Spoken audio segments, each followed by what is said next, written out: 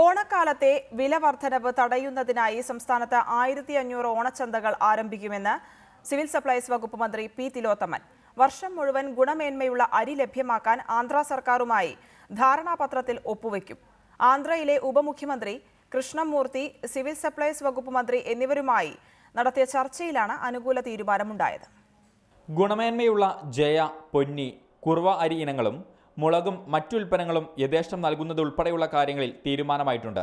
കൂടാതെ സംസ്ഥാനത്തെ സിവിൽ സപ്ലൈസിന് കീഴിലുള്ള ശബരി ഉൽപ്പന്നങ്ങൾ ആന്ധ്ര സർക്കാർ വാങ്ങും. ഇതുമായി ബന്ധപ്പെട്ട ധാരണാപത്രത്തിൽ അധികം വൈകാതെ ഒപ്പുവെക്കുമെന്ന് മന്ത്രി പറഞ്ഞു. ഓണക്കാലത്തെ വിലവർധനവ് തടയുന്നതിനായി സംസ്ഥാനത്ത് 1500 ഓണച്ചന്തകൾ ആരംഭിക്കുന്നതിന് പുറമെ ഈ കാലയളവിലേക്കായി ആന്ധ്രയിൽ നിന്നും 7000 ടൺ അരി വാങ്ങുമെന്നും മന്ത്രി അറിയിച്ചു. അങ്ങനെ വിലക്കുറവുള്ളൊരു ഓണം തീർക്കാൻ 2017 ഓണത്തിനും കഴിയും. അതിനുവേണ്ട ഒരുക്കമാണ് സംസ്ഥാനത്തെമ്പാടും നടത്തിക്കൊണ്ടിരിക്കുന്നത്. അക്കാര്യത്തിലും നിങ്ങളുടെ എല്ലാവരുടെയും ഒരു പിന്തുണ വേണം എന്നാണ് അഭ്യർത്ഥിക്കാറുള്ളത്. ആന്ധ്രാപ്രദേശ് സിവിൽ സപ്ലൈസ് കോർപ്പറേഷൻ കൃഷിക്കാരന് സംഭരിച്ച് നമ്മുടെ സിവിൽ സപ്ലൈസ് കോർപ്പറേഷൻ നൽകും.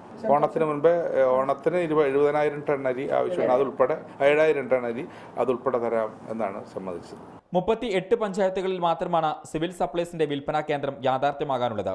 അധികം വൈകാതെ ഇത് യാഥാർത്ഥ്യമാകും. കഴിഞ്ഞ വർഷത്തെ പോലെ തന്നെ ഈ വർഷവും വിലക്കുറവിന്റെ ഓണം സാധ്യമാക്കുമെന്ന് മന്ത്രി ഉറപ്പു നൽകി. അരിവില വർദ്ധിപ്പിക്കാതിരിക്കാൻ ഇത്തവണ മുൻകൂട്ടിയുള്ള പ്രവർത്തനങ്ങളാണ് നടത്തുന്നത്.